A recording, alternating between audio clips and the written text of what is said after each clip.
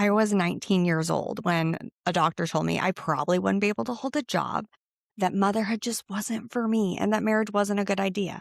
And I stood up and I looked at him and I said two words: watch me. Welcome to the Watch Me podcast, a podcast about challenging the stories in your head, breaking mental health stigma, and refusing to stay inside the boxes other people have put you in so that you can become the woman you were always capable of being. My name is Lauren, but you can call me Lo because that's what my closest friends call me. And honestly, that's what I hope to be for you too. The friend who listens, tells you the truth, hypes you up, and reminds you who you are when your mind starts acting like a liar. Because let's be real, sometimes your mind is supportive and sometimes it's a full-blown little asshole.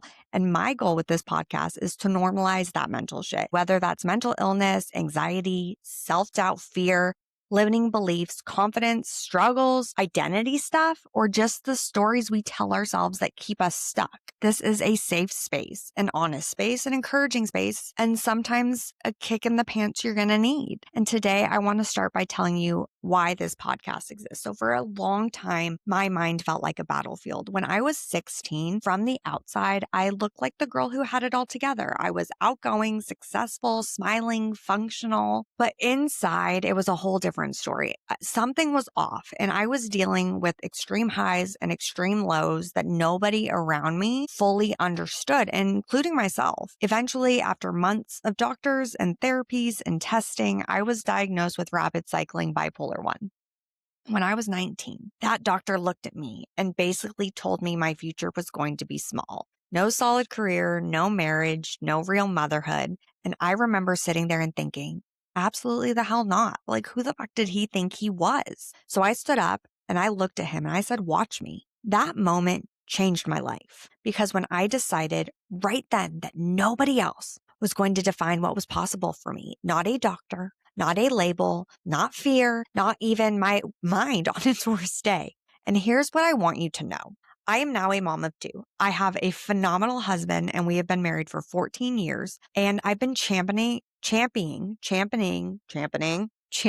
my mental illness for 16 years. I have succeeded in spaces people probably said I wouldn't. And I'm here to share my stories and what I've learned and what I'm still learning, not from some perfect little pedestal, not like I have every answer, but from lived experience. Over the years, I have seen 14 doctors. I've been on 36 different types of medications to find that little concoction that works best for me. And I've spent years learning how to manage my mind instead of letting it manage me. And the biggest thing I've learned is that your mind can be your greatest strength, or it can become the place that talks you out of your own life. And most of us are walking around believing every thought our brain has, every fear, every insecurity, every worst case scenario, every story that says we're too much, that says we're not enough, too broken, too late, too hard to love, too unstable to succeed. And I'm here to tell you, just because your mind says something, it does not make it true.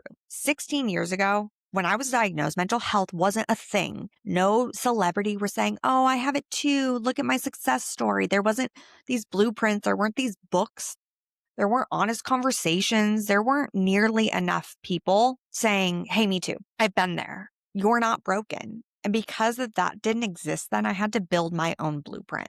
I have spent the last 16 years figuring this stuff out. And now I want to hand you that blueprint because I have lost too many people to destructive mental health. And I've sat in those dark places. I have felt hopeless. I have had to fight like hell for peace. And I refuse to sit back while other women suffer in silence, thinking they're the only ones. You are not the only one. You are not crazy for struggling. You are not weak because your mind gets loud sometimes.